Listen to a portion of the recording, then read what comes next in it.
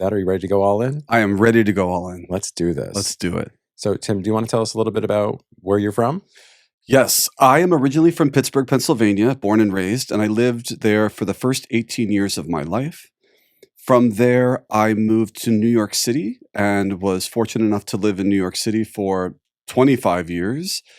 So I really checked off that box. And now for the last 2.5 to 3 years, I've been living full-time in Provincetown. How about you, Eric? So I'm originally from upstate New York, but not Yonkers, as like a lot of people who only know New York State as New York City. So I'm actually even further above Albany. There's an entire section of New York called the Adirondack Park. And then above that, there's a sliver of land between New York and Canada. And that's where I'm from. My high school was about 2 miles away from the Canadian border, more cows than people. It was really middle of nowhere. And so that's where I'm originally from. And then I went to school about an hour away, still small town, rural, middle of nowhere. So that little slice of land that you just described where your hometown exists, how far from Montreal is it? Just about an hour. So like Montreal was our big city. So I was like, I could get to Burlington, Vermont or Montreal. So those were like the big cities nearby us. And the way that I like to like measure distance, or like at least the way that I think about where people are from and like how they perceive distance, is by, do they think of the number of minutes that it'll take them to get there as like miles? So for me, like, it was about an hour and a half to get to both Montreal and Burlington because they're about 90 miles away, right? So like, because you could go on like 60 miles per hour, right? So that's kind of how I think about it. Well, versus like people in the city, like if it's going to take you an hour to get someplace, it could be 2 miles away. Oh, and like in New York City. Right. Yeah, totally. Right. Totally. So like, that's kind of one of those like, interesting nuances of like people that like lived a long time in cities or are born in cities, and people that like everything that I had to do was like a distance away. Like our nearest movie theater was an hour away because it was 60 miles away. Eventually ended up moving to the city because I was craving community. I was craving something that I just didn't have in upstate New York. I had just come out as gay and was like really struggling to find connection. So I packed up everything that I owned in a car, and it was me, a blow-up mattress, my mom, and my friend. We fit into my Dodge Dart, and my dog Julie Andrews, and really? Julie Okay. Andrews, because she used to lift her leg to pee. So I always thought that she had like a little bit of like a little confusion about like, did she want to be a boy dog Victor or Victoria? like Victor Victoria, exactly. Okay. So that's Okay. where Yes. Julie Andrews came from. Got it. Yeah. Love it. Yeah. One of my all-time favorite movies. I love Victor Victoria. So anyway, so packed up everything that I owned into that car and just like moved to Boston. I didn't know anyone. I like had barely secured an apartment. I didn't have a job. I had a little bit of savings where I was like, okay, like I can survive for a couple months, and then I just have to figure it out. And so I landed in Boston the next morning after we unpacked the car. My mom and my friend left. I gave my mom my car. I was like, here you go. Like she took over the payments on it. She was like, good to go. So like literally like dropped me off and then just like went away. And like, I just kind of like found myself. I was like, okay, like I'm going to start over in a new city. And I landed a job within a couple weeks. I was working at a political consulting firm in Beacon Hill doing graphic design. And I was working on Maura Healey's, at that point, she was running for attorney general, was working on her first campaign and helping to raise the funds to get her elected. And yeah, I just like really submerged myself into Boston culture and just like, was there for a little over a year in that job, and then moved on to being a graphic designer at an advertising agency, and then got poached to go in-house at a software company. So I got to like, bring in my love of like deep tech, and as well as my passion for creativity, and like kind of marry those two worlds. And my career really took off from there. It was a really great opportunity, and I've just been going with that ever since. But then pandemic happened, and I had to take a real hard look where I was like, well, where do I want to continue doing this work? And I was like, well, Provincetown seems like a nice place. Like I like had been vacationing here and loved it. And so like I was on the ferry back to Boston. I had come out here to do a week remote. And I was on the ferry back to Boston with my new dog, Goose. I think I have a history of like really good dog names. Julie Andrews and now Goose, right? Like That's pretty good dog names. Is that an episode topic? Yeah. Like good dog names? Good. Because my dog name is pretty great, but we'll get there later. Yeah. And so I was on the way back. I was on the ferry back, and I just opened up Craigslist and saw an apartment and was like, let's do this. It was an 8-month rental, winter rental. And I was like, well, what's the worst that happens? So I did it and like been here ever since. How often have you been visiting before you came? I had been in P-Town probably for 4 or 5 years, like not consistently, but like, just coming every so often. But yeah, and during that time, like, I mean, like, I'm also going to be very truthful with y'all. Like during that time, like raging alcoholic, right? Like most people could not tell, but like I was drinking a lot. So like didn't matter what time of the day, what like I was always thinking about alcohol, always thinking about like where's my next drink, and like could barely be any place without alcohol. I actually remember once, this is a little embarrassing, but like I'm gonna tell it anyway. Um when I was working on Maura Healey's campaign, like after she won the election, her and her partner invited the campaign team over to her house for Christmas, and I was like, oh my gosh, like feeling like really proud of myself. Within 9 months of being in Boston, I go from like not having a job to not knowing anyone to then being at the Attorney General elect's townhouse for Christmas dinner. I don't remember being there. Blacked out. So drunk, blacked out. Yeah. And like that kind of behavior like continued like perpetually for many years until about 2 years ago when decided to stop drinking, which I think then brings us to like, you know, the next thing that I want to talk about, which is like path to spirituality and personal growth. I grew up in a household devoid of religion, devoid of spiritual practice. um, there wasn't a lot of like talk about it, and I actually like I didn't have an understanding. Like I didn't know who Jesus was until like fourth grade. When like kids in my class started to go to like church school, and it was like in the middle of school, like middle of the school day, they would take the kids out to go to the Catholic church for church school. I really don't know anything about this. CCD. CCD. Yeah, So yeah. so I was always like was very confused because I was like, separation of church and state, like how is this okay that these kids get to like go out of school? But anyway, I was like a fourth grade like anti-establishment like little kid, and so just like anyway, so what it did is it left me alone, right? I'd be like, where are all these, like where did everyone go? And it would just be like me and like maybe one or two other people, and like they'd come back and they'd like talk about Jesus, and I was like, who is Jesus? I don't know who this person is, right? So like I really like didn't have that exposure growing up. I was raised by my father. My father and my mother divorced when I was 2 years old. um yeah, there's a lot to unpack here, and I don't know how like how much to share, but like they divorced. My father claimed custody, so he actually like took my mom to court to have full custody, and during that like really ugly custody battle, he accused her of being a lesbian. She was living with a woman at the time. And in the 90s in upstate New York, that didn't fly. And so my dad did get full custody. And so he also worked full time. Really didn't have like a, a lot of like caretaking. It was a lot of like me raising myself or like my brother being around. And so like there wasn't a lot of structure in the household. There wasn't a lot of like tradition or practices that like kind of like introduced me to some things that could have been helpful. I actually do remember that my dad eventually later on started to get into like Native American traditions. We lived very close to a reservation, and so he actually started to go to like sweat lodges, and he invited me and my brother a couple of times, but I was so uncomfortable. Like I'm a young gay boy, like super closeted, afraid of everything. Like I wouldn't even get changed in the locker room. Like I would bring my clothes in the locker room to the bathroom to get changed. I was so ashamed of my body. I was so ashamed to like see other men, see other boys. And so like when my dad invited me to like go to sweat lodge, I was like, so it's you and a bunch of half naked men sitting in a teepee sweating together? No thanks.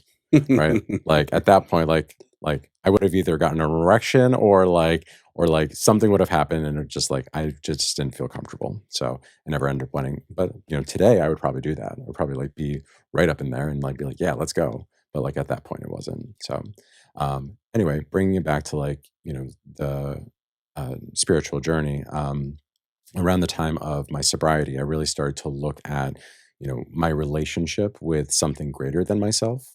Um, I was realizing that like all of the harmful behavior that I was doing was in service of like trying to fill a void. There was something deeply missing in my life, and I didn't know what it was. And it was through the 12-step program. It was through therapy that I was able to really start to like tap into like, oh, like there may be something that I'm missing, and it may not be what I thought it was. And it's not going to be like another like self-help something or another. It's not going to be like this whatever. It's got to come from inside of me. It's got to come from a connection inside of me to something different. And so, that really has just been part of my exploration now, is really exploring like how can I develop a relationship with my own spirituality. And like I don't have a current practice of like I believe in a god or anything like that. Like, in my 12-step program, like I have been able to accept that like my higher power right now is my body. And there's a lot about my body that I can't control, and that I am kind of like in service to. And actually, Tim and I just came back from a cold plunge before doing this episode, and it was one time last winter that I was doing a solo plunge that I had that realization. I had the realization that my body was my higher power, because I was in the ocean and I was like, wow, like here I am in the ocean, cold, nervous, a little scared and excited. And like my body's still working. My heart is still pumping. My heart is still doing the thing. And like no matter what I do, what I think, right? My heart is going to keep going. And like that amount of like surrender to something that like I couldn't control really was a catalyst for me to like really start to step into more of this work. Um, and then moving into how I found out about men's work, it was actually about a year after my sobriety. I had just gotten a new job, and I was on a morning call, and I just like my anxiety was through the roof. I could not shake it off. And all I could think of was like going out to the liquor store, getting a bottle of vodka and pouring it into my morning coffee, which had been a routine of mine. It had been a habit. And so like there's like here I am like on this call, and like on the at the front door is this bottle of vodka just like knocking, like boom, boom, boom, boom, boom, like let me in, let me in, let me in. And I had to like it took everything that I could to just like try to stay present, stay grounded, and like be with like that craving. And it finally succeeded. The vodka bottle went away, and I was able to like sip. But it was like that day that I like was like, shit, I think I need something more. I like need some more support. I need something more like like another outlet for me to explore like the depths of me. And that's when I remembered Tim had been doing the men's embodiment circle. And at that point, I really didn't know much about it. I just knew this is a friend of mine that's doing something in town. I'm interested in it. And at this point, I've got nothing left to lose. Right. And so like I went. I don't even think I signed up. I think I actually was just one of those like show up, like pay you cash, like here you go, like It helps when people register in yes. advance. We need to know how many seats to make. Yeah. Thankfully, there's always at least one extra At seat. least one extra seat. Yeah. Yeah. And that was a transformative practice that really like helped me to tap into a lot of like the things that I had been feeling, and let loose a lot of like just stuck energy that like my years of therapy and other like modalities just couldn't touch it. Like this was that one thing that was like, oh, like it is starting to shake some stuff loose. I mean, there was other things like weaving in and out like during that time, but it was a transformative practice that really just helped me to like start to let go of some shit.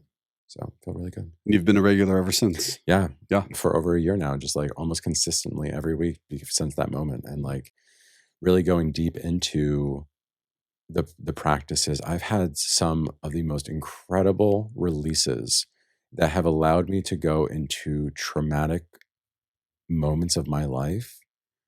I didn't know I was going to go there. Like we didn't start the circle with like get ready to go to trauma land, right? But I went there because I was like I was safe enough. I was held in Tim's container. The practices are designed in a way that allow us to go inward, to go deep, to reconnect with ourselves. And like once we start to feel into that like safety and security, like the body and the mind are gonna like bubble up what needs to come up in those moments. And like you're always in control, right? Like everyone is always in control. You can breathe through it. You can, exit yourself out of the practice, whatever you need to do. But like I was able to meet those edges. There was moments that I was like, I know what memory is coming to the surface right now, and it really hurts. Like I remember one practice, we were in I don't know if it was a rebirth practice or something, but there was a lot of fire involved. It was a very like fiery practice, and the visualization was of being consumed by fire. And I lost my house when I was 14 to a house fire, and had a near death experience where I almost died, and I was left behind in that house. My brother and my father had left the house, and like I was like struggling to get out. And like during that practice, like I saw it coming. I could see and could feel it in my body, like all the emotions connected to it. And like for so much of my life, I had blacked that out. Like I literally have like giant chunks of my memory erased, post-traumatic stress disorder, right? Like there's just like a self-defense mechanism that said like, nope, you're not going to remember this.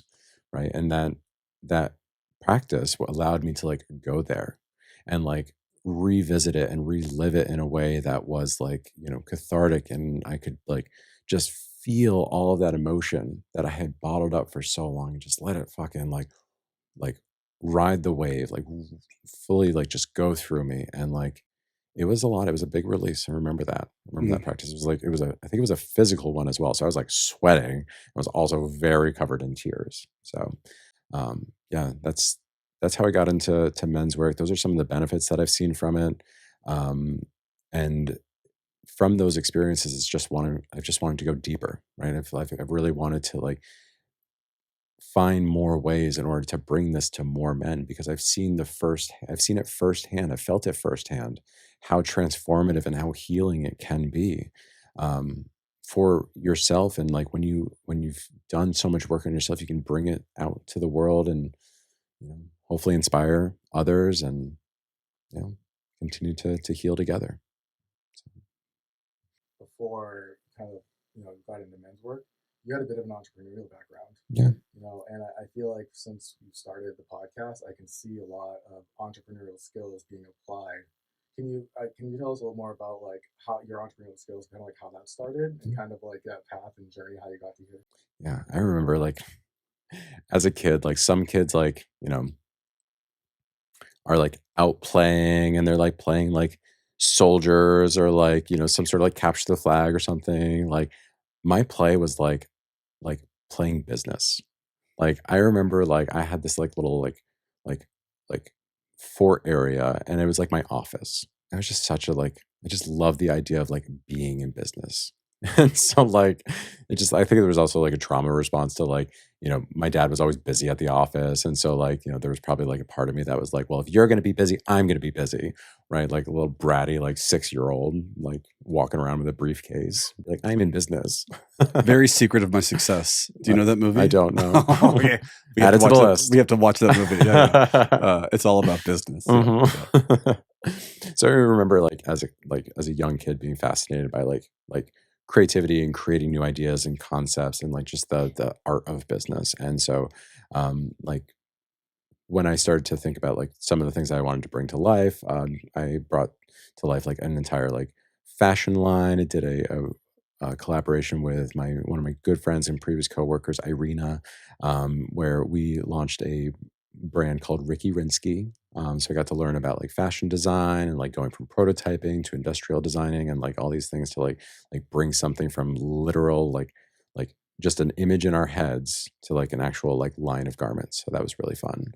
And I also like did like a t-shirt line, and I started like playing with the idea of like a makeup palette line. Like all these things are just like always like trying to like come up with new ideas. And the one business idea that really stuck was my shop here in Provincetown, Puppy Play, where I made all sorts of vegan leather accessories for any legged friend. So it was a really fun like hybrid store between like a pet shop and a kink store.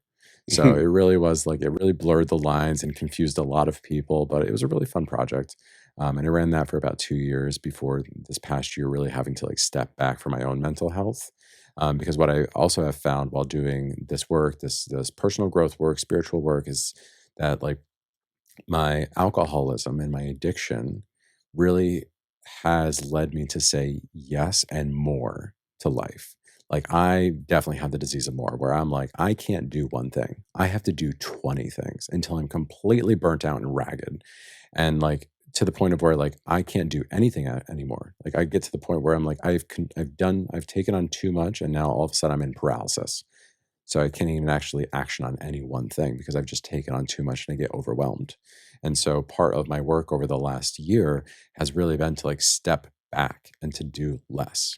Right? Like I am fortunate enough. I don't have to have 6 jobs. I chose to have 6 jobs because I needed to do more. Like I needed to like run my own business, plus have a full-time corporate job, plus like work at a bar, plus do catering gigs, plus whatever it was. I was just like more, more, more, more, more, more, more. I remember one night, I think last summer, when we had done something, and then you're like, "Oh, I have to go do a bar shift," and I was like, "What?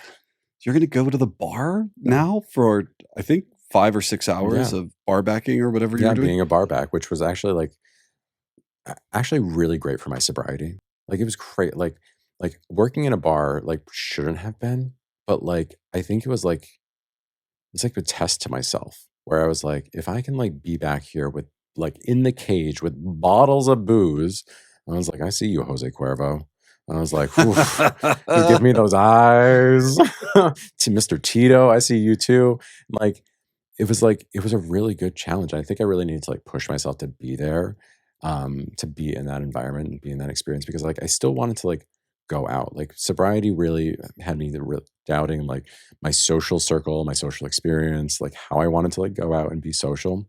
And I was like, so much of my life had been in bars that I was like, I don't know how to like be in bars and not drink. I was like, I know what I'll do. I'm going to work in a bar. Right. I'd worked in bars in college and I never drank on the job. I was like, well, a remote job or like a corporate job. I'm like, whatever. I can start drinking at 8 a.m. and like it's fine. But like behind the bar, like there's just a different responsibility that I never felt the urge to drink. Um, anyway, so that's what I did. Can you talk a little bit about when the idea of a podcast came to you and like how you approached him and kind of then approached me and how the idea started formulating? Yeah. So after being in Tim's embodiment circle for about a year at that point, like we had started to really develop a relationship and a connection around this work.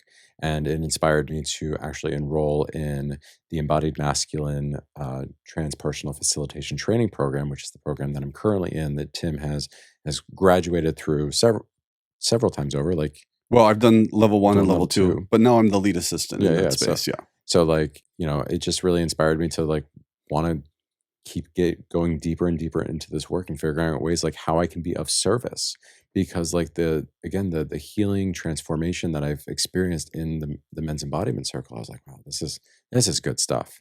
Right? This is good medicine that I think more people can be like serviced by. And I was like, okay, like let me see what this is about. And so I enrolled in the program. I've been loving it, finding a lot of great value in it. And like one time over the summer, I was just like, Tim and I were having breakfast, and I was like, Tim, like now that I've like been in your circle and I've been in other circles and I'm like in this program, like I gotta say, nobody is doing it the way that you're doing it. Nobody has the perspective that you're bringing. Nobody is having this queer angle that brings in so much beneficial goodness to like not just queer men, but to all men, to all people actually. Like the perspective that I was receiving, the wisdom that I was receiving, the guidance that I was receiving during the men's embodiment circles and during the training facilitation program, I was like, this is good shit. Right. I was like, what if we like put it out there broader? Like, what if we actually like recorded it and like got this message out there? And that really was the inspiration. So I reached out to our friend Chad, that has been another entrepreneur in town that has been running the Provincetown recording studio, and I was like, let's do it. Let's put this thing together and let's get this thing launched. And here we are. Here we are. And what was your reaction when he came to you with the idea? I loved it. I think that I always wanted to do a podcast. Um, and specifically a podcast for queer men about this work, because I had so frequently been the only, well, sometimes the only, or sometimes one of two queer men in a straight cisgendered space. And even though there was a lot of value in there for me, there were moments when I felt like the queer experience, my personal gay experience, wasn't fully understood, or needed more explaining, or as I was looking around, I started searching other places. Like, is there a gay or queer option out there? And it's sprinkled. There are some, but not many, and they weren't super accessible to me. And so the idea that I might be part of the movement that creates what I was looking for felt really satisfying. And the idea that I could collaborate with someone that I trust so deeply and that has experienced my circle, and my teacher's circle, so understanding the lineage, it just felt like a perfectly congruent way to do it. And one of the things I love about it is that we both started really only wanting to spread the message. We weren't looking for anything other than how can we help our community and the people in our community live their most full, authentic lives. And yeah, I'll talk about that all day if I can. Right? Like, absolutely. Let's never stop talking about it. Our community needs support, resources, and if I can be even a tiny part of that, I am happy to do it. How did he approach you? Was it like a call or in person? No, I think were we having breakfast? We were having breakfast across the street at Church. Yeah. Really? Yeah. And I think it was just sort of like, we should do this on a podcast. I'm like, okay. Like, I'm like, that sounds great. And then I think we just walked over the street. We knocked on the door and said, Chad, turn the cameras on. Let's go. I'm just kidding. But that's literally how quick it's felt over the last 2 months. Well, that's in large part because of you and Chad, right? Because I think my initial instinct was like, this is a great idea. Let's get the message out there. And then there's that part of me that's like, but I don't know how to do any of that. And then luckily you were like, well, we'll figure it out. We'll figure it out. You and Chad have had conversations, and then you come back, you're like, oh, it's all figured out. I just sit down and talk. So I feel very grateful for that. Right. Well, but pulling out the wisdom from you, right, and getting the message out there that's the spirit of this podcast, right? And so,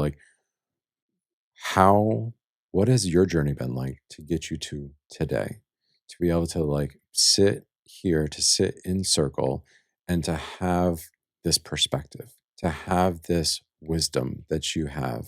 Can you tell us a little bit about your story? Yeah, I feel really grateful that my life has had so many different aspects to it, all of which I believe have been building in this direction towards my personal growth and my spiritual life. I started as a professional dancer. So I remember in high school, I was cast in the role of Dream Curly in Oklahoma because I had curly hair and I kind of looked like the guy who was going to be the lead. And my friend Andrea was this female dancer who had been studying at the Pittsburgh Ballet for her whole life. So they basically were like, we don't need him to be able to dance very well. He could just be like a bar that she can hold on to, right? But it turned out that I had incredible rhythm, sort of natural rhythm and musicality. And so I started picking things up pretty quickly. And so I started pursuing dance sort of late in life, and was fortunate enough to take that passion, apply for school, and attend New York University Dance Department. And that moved me to New York City.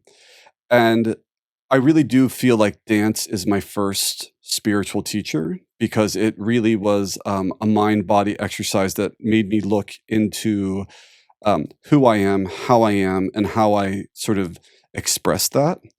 But so when I started performing and dancing professionally, I was, obviously very interested in keeping myself healthy and doing the things I needed to do. And so I started to seek out yoga. And I found this school, Jivamukti Yoga School, and I started doing their classes and really loving it. Now, I didn't know at the time, but one of the founders of Jivamukti Yoga was also a dancer, Sharon Gannon, one of the co-founders along with David Life. And so there was something about this physical practice that was really resonating for me, and I felt very strong and lean. And so just as a dancer, I'm like, this is great conditioning. But as I was in the practice, part of Jivamukti Yoga was there was usually a focus of the month and like a spiritual dharma talk. And I started getting bits and pieces every time I would go about like this concept or this concept or this concept. And it started really resonating. I started to learn that yoga was the first place where I could be fully myself, meaning a gay man, a queer person, and pursue a spiritual path. There was no asterisk next to my name. There was no, because I've been to a lot of like accepting places where they're like, well, you'll have to be reincarnated at least once. You'll never make it as the gay person or the queer person. Yoga doesn't have that. Yoga is, union, oneness. And I was like, oh, I can just engage in this practice equally with everyone else. And then something like opened up in me because I was like, I had never experienced that in my life. And so, and I think I've always been prone to like being a spiritual person. So I went to the Jivamukti teacher training, which was an intensive like month in upstate New York. And again, just fell in love more and more and more. So as I was dancing, I was teaching yoga and deepening that part of me, which is, that yoga is my primary spiritual practice. So like that's really deepened me into my spiritual practice. And so then I was teaching yoga. When I stopped dancing, I was teaching yoga, and it was igniting inside of me this desire to understand more fully like a physical and subtle body anatomy. And because when I was a dancer, I had had a lot of massage therapy and physical therapy, I'd also had a lot of acupuncture. And I was like, oh, Chinese medicine has a robust subtle body anatomy system. I want to deepen into that. So then as I was teaching yoga full time, I went back to school and got my master's degree and became an acupuncturist, which was super congruent. So if we can talk about chi, or we can talk about prana, we can talk about nadis, or we can talk about meridians, but ultimately we're talking about the same thing. And so I was deepening myself into that. So now I'm taking my yoga understanding, blending it with my Chinese medicine understanding, which I was blending with my dance and acting understanding. And it was just deepening and deepening. And I could start to feel these parts of me influencing other parts of me. So it was just kind of becoming this blend that felt like my blend. And so I started working as an acupuncturist and getting a lot of value from that when I felt like I was able to help a person, help them feel better, help them move more easily, things like that. It always made me feel great. And then pandemic came, and all the things that I did, including I was at that time personal training and teaching some fitness classes, all the things that I did and all the things that I loved, they all stopped. And I realized in that moment, I'm like, oh, everything that I do is face to face. And now I'm in my apartment. There's no Zoom call for acupuncture. I mean, actually, what's funny is like my colleague was like, well, we should do telehealth sessions. And I'm like, does anyone want that? Like, does anyone want me to tell you like acupressure? I don't think so. So that didn't really happen. And so I started thinking about, well, what am I going to do? I was already a personal trainer. And so the first thing I did, remember when it was going to be 14 days to flatten the curve, right? Okay, so it didn't take long for that to become clear that it was going to be longer than that. And so I said, I'm going to do a continuing education program through NASM, which is where I have my personal training certification. And I decided I'll do the behavior change specialization course. It's all self-study, because I was like coaching, and I felt like coaching had been a part of my private yoga practice and my acupuncture practice in different ways. So I did this course, and it's a great course if you're a personal trainer and you're looking for it. But really, it was more of an overview of different aspects of coaching. So when I completed that course, by the time I completed it, 2 weeks later, it was clear pandemic is going for a while, and I'm not going to be back in my office for some time. I was like, I just got an overview of these coaching. I should deepen my understanding of coaching. So I started looking for coaching programs. And in the looking for coaching programs, I came across one that was for men's coaching. And I remember being like, oh, because I had this fear or this mistrust of straight men, in large part because I had had plenty of life experiences that had given me a lot of reason to feel that way. But I thought, oh, maybe stepping into this is the way that I can start to heal it and transform it. So I had a meeting. I ultimately decided to do this 6-month men's coach training. I was the only queer person in this space, and we would meet pretty regularly. I made three calls a month of like 2-hour calls, and then practice sessions or whatever. And this is my first intro to men's work, and so it was a combination of yogic practice and neurology and whatnot. And so I was taking all the things that I had learned through yoga and through acupuncture and through dance, and now bringing it to this program. And already, sort of as you beautifully mentioned earlier, starting to see some transformation within myself. Like, oh, I'm less nervous or trepidatious around straight men now. I'm more able to speak my mind and my truth. I started to realize my capacity to step into leadership with these men.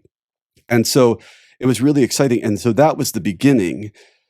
There was a moment, there was an assistant in that space. His name is Alan McGrath, and he was doing an Instagram live conversation about the archetypes, the 4 primary masculine archetypes. And I think it was the magician in particular. And I'm like, I was really into the archetypes. That was part of our coaching framework.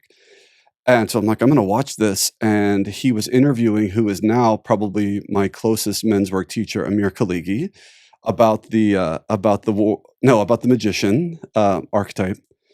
And I was like, oh, this dude. I'm like, there's something about this dude. Like, I have to know this dude. And so I went to his online circle and started doing that practice a little bit. I entered into his 4-month personal growth program, the MWI, the Men's Work Intensive program.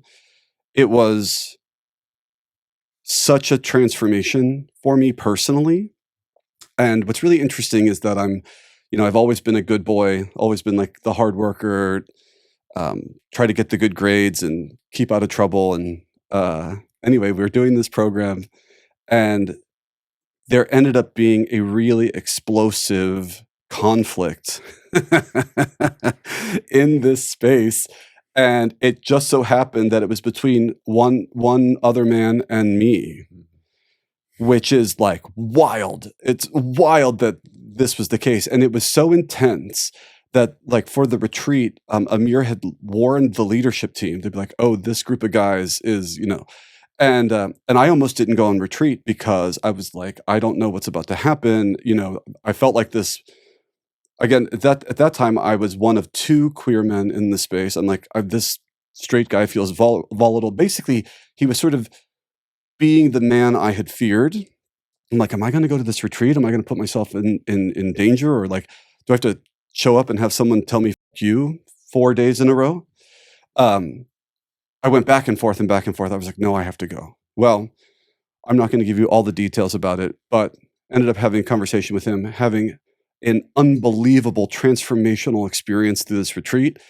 And when I walked away, I was like, I can't believe what happened. But then I thought, I wonder if I had the real experience of MWI, because I had had this specific, intense conflict with this man. And so I'm like, well, maybe I should do it again. And just as that was happening, Amir had advertised his facilitator training program that was going to include 2 retreats. And I was like, well, I want to deepen into this work even further. I was already a coach and already a yoga teacher and already an acupuncturist and already a trainer. Like I was already doing so much. I'm like, I clearly want to do this. I'm just going to join this program and do it. And then that has started it. So I did the facilitator training program, which is now the transpersonal facilitation training program, level 1. I then helped Amir conceptualize and create the level 2, which I then completed, and have been part of his leadership team in every MWI and training program since that moment. And so through this practice, I've seen the transformation that has happened in my own life, my ability to be more confident, my ability to speak my needs, my ability to ask for what I want, my ability to say no when it's time for me to say no. I'm still have an enormous amount of work to do, and at times am like embarrassingly riddled with fear. But the progress that I've made from where I was even 5 years ago, um, I'm very, very grateful for that. And so I wanted to start to bring that, and I wanted to start to bring that, wherever I was, and specifically for queer men, because we were such a minority in this space. And there were so many times when I thought, this work is transforming me, and I know it can transform others if it were available to them. In what ways can I help that happen? So when I created the Embodiment Circle here in Provincetown, uh, that was my idea. I mean, technically, the circle in Provincetown here is not a queer circle. It's just a men's circle. It just happens that almost everyone who comes is a queer person because of where we live. But it's just a men's circle, making it available to everyone. And a lot of these circles can come at a pretty high price tag. Um, in Provincetown, I have been very specific about keeping it the same price as any yoga class that you would get at Outermost Yoga, because I wanted it to be accessible. And so then after 2 years of doing this circle and creating this community and building a group of men who are regular and watching them transform, getting proof from them, from their mouths, from their experience, that this work is of benefit and of value and can help you live more healthfully, more happily, more fully, more joyfully, right? Then this podcast makes perfect sense, because one person can't be everywhere all at once. If I could, I would run a circle everywhere I could for as many people as I could. But I live at the tip of Cape Cod, right? So I can only do so much. And you don't have to be on the tip of Cape Cod to be listening to this podcast right now and to understand that your experience is seen and heard and valued, that you could, if you want, step into a space like this and get the value that you're looking for or needing or wanting. And if my experience, which I'm hoping to continue, but if my experience at this point is of value in any way, then yeah, let's do it. I know you're a dancer, right? I really want to know that the story behind you being like, I think I want to dance, and then how did like your family react to it? And then at what point were you like, I think I want to do this as a career, and kind of like accepting that in yourself as like a male, even though you're a gay male, but when you're young, as a male choosing to go into dance and then going into like college with that, and then kind of that feeling of straying away from that. Thank you for that question. I was so lucky. So we started this episode talking about I'm originally from Pittsburgh and how fortunate I am. Pittsburgh is unbelievably supportive of the arts, or at least it was when I was in high school. But I believe it still is, beautiful theaters and a lot of that. And so when I started doing the High School Musical, my family was very supportive because it was this thing that like lots of people did. And the director, Larry Servi, the choreographer, Mary Kunkelman, and then different teachers at these studios were very supportive. They saw a natural raw gift in me, and they kept saying, you could do this if you wanted, you could do this if you wanted. And I was good at it. I was getting, this is going to sound a little ego-y, I was getting some validation, which was nice because that wasn't free-flowing in my Irish Catholic family, right? But I also really liked it. I was having a really fun time. And I think that I was always an athlete, and I was deeply connected to music. So to mix athleticism with music, I mean, I can tell you, I could think of 7 different occasions right now where in the middle of a performance, whether it was at high school, in college, or on Broadway or in dance companies, where I was so connected to everything that was going on. It was as if I entered like a full flow state. And it was as if I was doing it and also observing myself doing it simultaneously. Moments when I'm like, I'm in the middle of the hornpipe dance. I don't even have to think about what I'm doing because it's all kind of just happening. That's how much I loved it.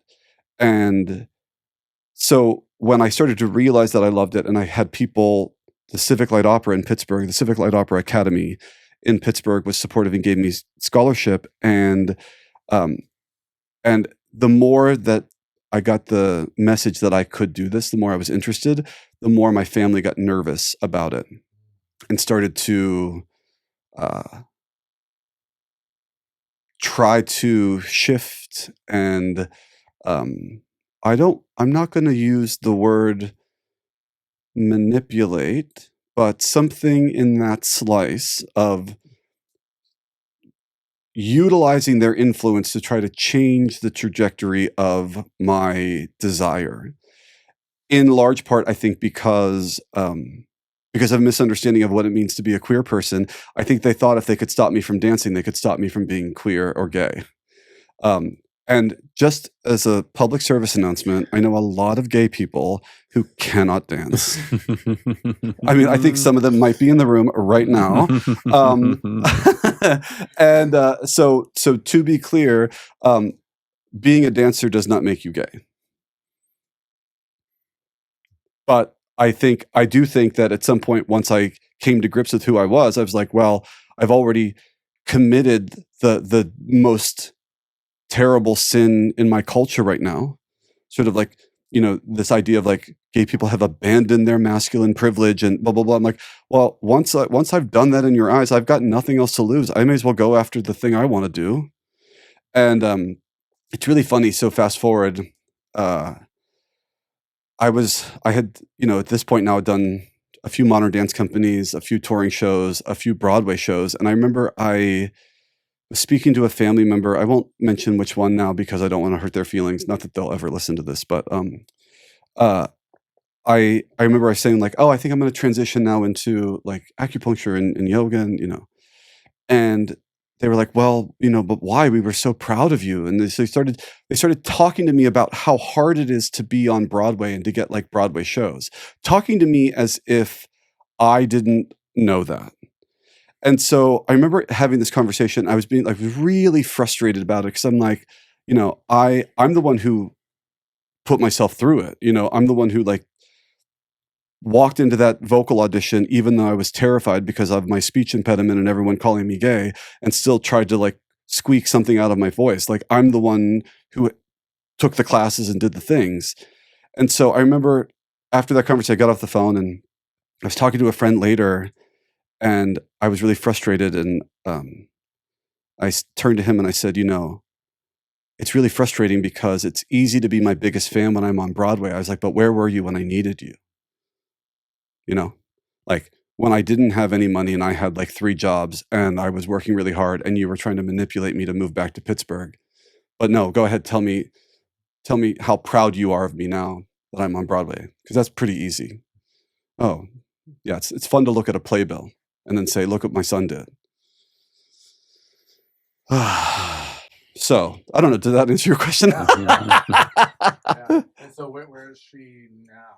Kind of like, does your family know that you're doing this podcast? Like... I mean, my family knows that I'm doing this podcast because I told my sister. I don't even think, listen, like I love my mom. So that story was about my mom, obviously. I don't know if my mom would know like where to find a podcast. So it isn't an insult or a critique of her that she's not going to listen to this podcast. But yeah, I mean, I'm like, where do you get your podcast, Mom? I mean, I think my mom might have a flip phone. I mean, my mom does the thing where she calls me and like I see like half of her face, and I'll be like, Mom, lift your phone, and she kind of doesn't understand. Like, anyway, so. Yeah. It's like I see like half of her jaw, and I'll be like, Mom, lift the phone, like look into your screen. So, but I mean, I'm at a point in my life now where I'm part of my mission, part of this podcast, part of this circle, and the work that I'm doing. I'm trying to live my fullest, most authentic experience. If there's a part of me, an inherent part of me that you can't live with, that's your problem. Mm-hmm. Yeah. I'm not gonna pretend to be something that I'm not, so that you're comfortable. And also, I'm fucking great. To get into it, you know what I mean? Like I don't spend a lot of time judging other people for bits and pieces of them. Like, do we fit well enough or not? Yeah. So, I mean, like, I was nervous even talking about some of my own story, right? And if this had been a year ago, I probably wouldn't have. Like, I don't open up easily, but exactly what you just said is that like I'm going to bring more and more of my fullness to everything that I do. And that is going to be part of that's going to be my history. I'm going to bring my history to the table. I'm going to bring who I am in this current moment. I'm going to bring my goals and my aspirations for who I want to become.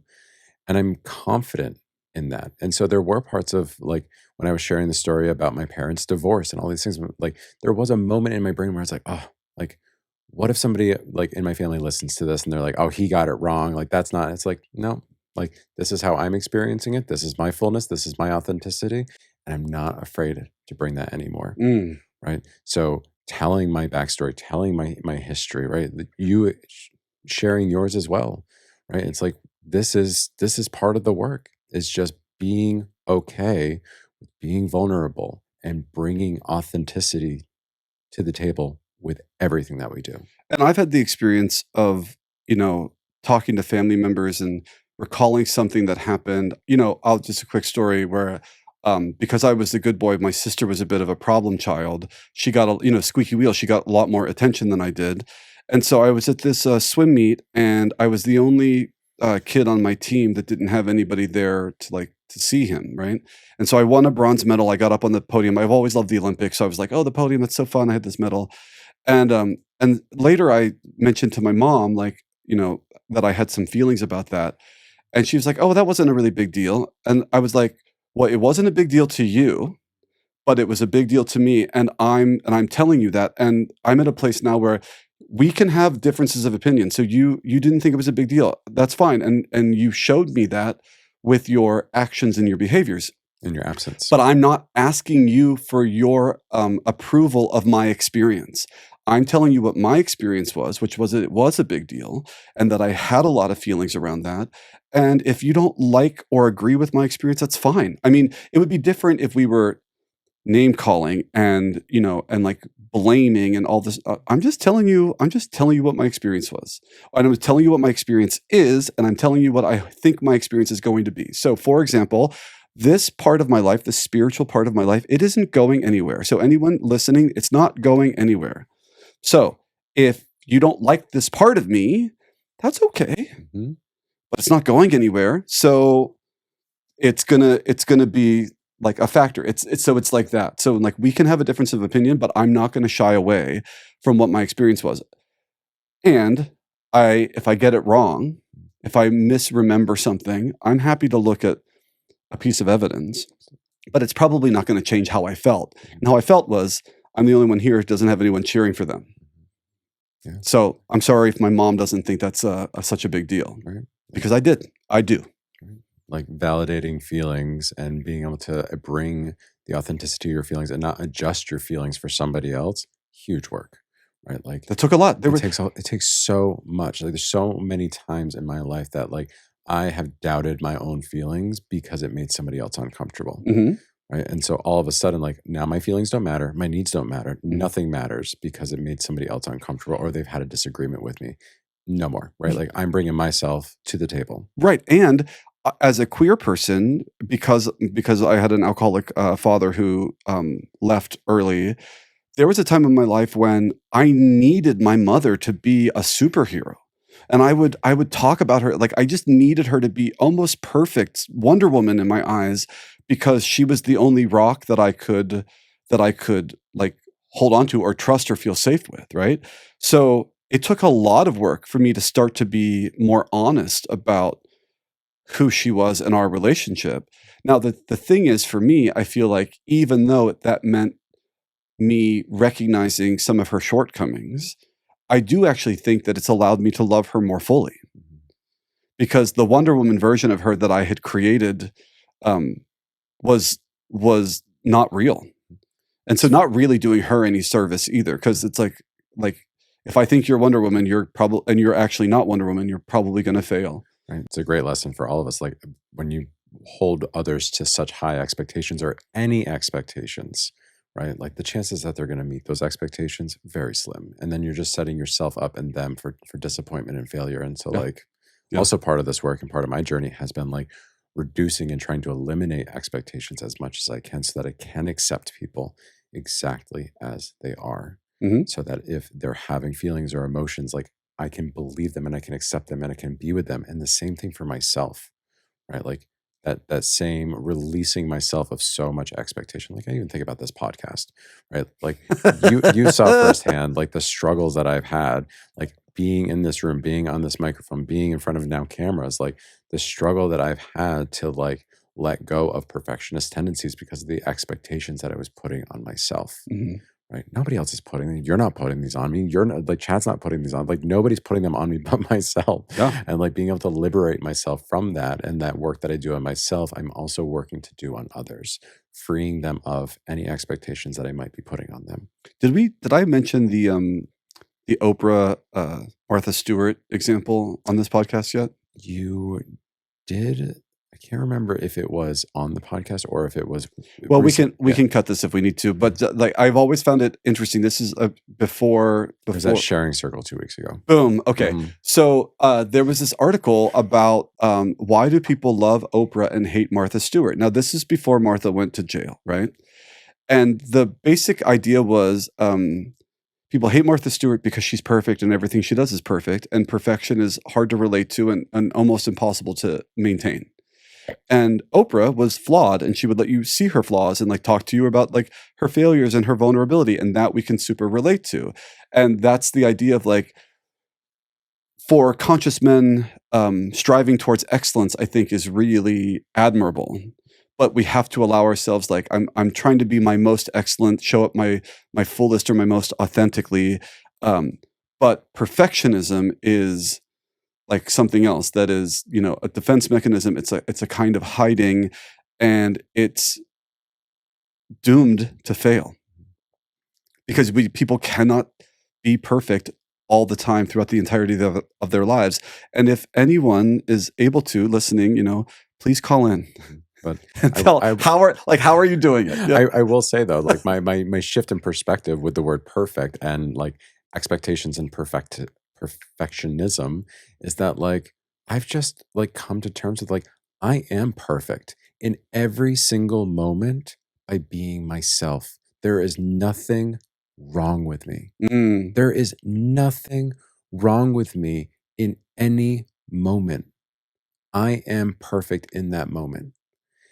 That is not me saying that I'm striving to some like expectation, right? I'm just being. The only expectation is to be, just like we say in men's work. The only expectation of anyone is to bring your fullness. hmm Yeah. That's Yeah. it. That is Yeah. it. So the more that we can do that, the more that we can like help others to do that.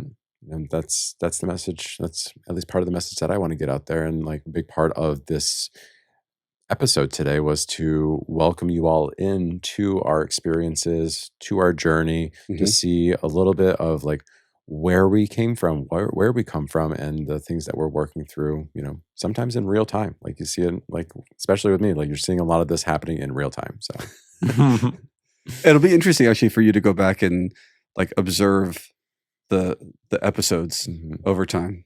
I mean, it already has like just like going from recording to then editing, beating myself up over it, hating myself up, and then taking a couple days away. I mean, we talked about this in Circle the other day. Sometimes you just have to take like a couple steps away. You have to take a couple days from like seeing something or hearing something, and then all of a sudden you come in with fresh eyes and you're like, oh, that was actually pretty good.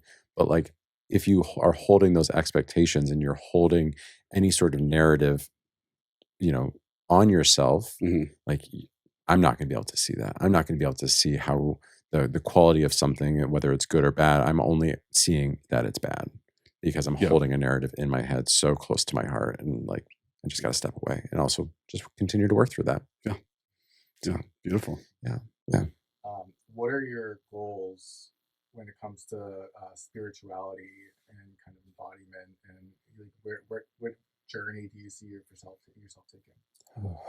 Actually, I was at church this morning I don't love calling it church because it's the Universalist Unitarian Meeting House. I can't even say the name, the UU. Um, like, I'm not a good religious person, right? Like, I don't know like histories of religious practices. I don't know, like, I'm just looking at ways in which like I can connect to spirituality, right? So anyway, so I was at church this morning, the UU Meeting House, and we were talking about the sermon today was about like how our faith is a like IKEA furniture, that we have all these bits and pieces that we're just pulling together, and like sometimes the instructions are super clear, sometimes they're just like hieroglyphics with no written instructions, right? Or you've got the instructions in a language that you don't read or understand. And so like part of my spiritual practice now is like taking the pieces, trying to assemble my faith, figuring out what pieces serve, what pieces don't. How do I creatively use like that weird screw that I'm like, I don't know where that goes, but the structure is kind of standing and I had this extra piece. Like, what do I do with this? Like, do I glue it over here? Do I make a craft out of it? What do I do? Do I put it in that drawer? And also, like, at the same time, like collecting more pieces because maybe the piece isn't complete. Maybe the piece of furniture is not like complete, or maybe like I've used it for a couple of years and now all of a sudden the handle's, gone missing. So I'm going to go through and I'm going to try to find and like collect pieces and like not commit to any one modality. It really is just coming at spirituality with an open heart and an open mind, because for so long of my life, like religion and spirituality were synonyms. And I was so anti-religion. I was so anti everything that could have like smelt of like religion. Mhm. And there was a lot of like, we can go into another episode, but like there was a lot of family things like as I was growing up that came to be that really just like left a really bad taste in my mouth. Even though I personally was like not like going to church again, didn't know who Jesus was until I was in fourth grade, right? Like there's a lot of like lack of awareness that I had. That anyway, so I think like now I'm just like I'm trying to build that relationship with my spirituality and not from a place of like a religion, Mm. and looking at it not just of personal growth, but of personal connection to something bigger than me. Right. At the end of the day, that's what I'm looking for. I'm looking to get out of my way, to stop making so much about me, to being like in that self-centered kind of like state, and just like looking at the bigger picture, Mm. looking at the bigger universe, the bigger connection to all of us, right? And trying to really like find my place in it. So And what about, I know you're going through like, you want to be a facilitator, kind of like, I guess out in the open, where should we expect to see you being like teaching, or what should we expect to see you do? well, starting tomorrow, Woo! yeah, this I don't know when this episode is going to come out, but Tuesday, November 18th, 17th. What's today's date? I have no idea. Yeah, it'll be the 18th. So tomorrow, Monday, November 18th, will be my first time facilitating here in Provincetown. I've led small groups and I led a group at retreat, but this will be my first time facilitating like in Provincetown and in a group like this. You're going to be facilitating the sharing The circle. sharing circle, which is Yeah. going to be my first time leading a circle like that. And then on Tuesday, I will be leading the embodiment circle for the first time. So I'm really excited about that. And I'm just going to continue. But like outside of that, like I do have a passion for facilitation, but I think like my true passion really is like helping to get this message out there. Like, yes, I want to facilitate to help people experience the work, but I also want to like just like be a messenger to people, to like, bring more people in, to show them that like this isn't like yeah, sometimes we get a little witchy, sometimes we get a little like spiritual, but like, it really is, it's like it's so transformative, it's so powerful, and I just want to like keep helping to like spread the message more. So Awesome. And then I guess same question for you. So what are your kind of short-term and long-term goals when it comes to your spiritual journey and your teaching? Are you going to go teach further beyond Provincetown, or kind of what are your thoughts? Yeah, my goals with regards to this is to keep going. This is clearly a big piece of my purpose and mission in this lifetime. So I am going to be starting my own programs and facilitating programs with my teacher. I do love working with Amir and Embodied Masculine because I think it's so important for us to always have a teacher and to always be continually learning. But I want to put this in a book, and I want to do book tours, and I want to do big workshops. I mean, we should do them together. Just like go travel, meet people. I really want to meet queer people in all parts of the world, and be a place of safety for them. So I'm thinking big. I'm thinking really big. Like let's do books. Let's do workshops. Let's do Retreats, seminars, yeah, talks, TED Talks, and weekend retreats, and 6-month long programs. When we did to me, the sky is the limit. My personal mission is helping people live more happily by helping them live more healthfully, and so I want to do it in every way I can. So this podcast is going to go on for a long time. The circles are going to go on for a long time, and then I see the trickle. By the way, so my teacher's impossible goal is to bring 100 million men to the feet of the Great Mother, right? And so he runs these programs, and so then because of his program, I got in, and then I started facilitating, and then I started running circles. Now this facilitator training program, 2 of the men that are in the program are there because of my circle. Like I want to be a part of the ripple. But with regards to the queer community, I want to be part of the beginning of that ripple. And then the more people we touch and the more people we interact with, the more we have to spread the word, so that all the queer people who need this work feel like they have access to it. Absolutely. We want to bring more people into the circle.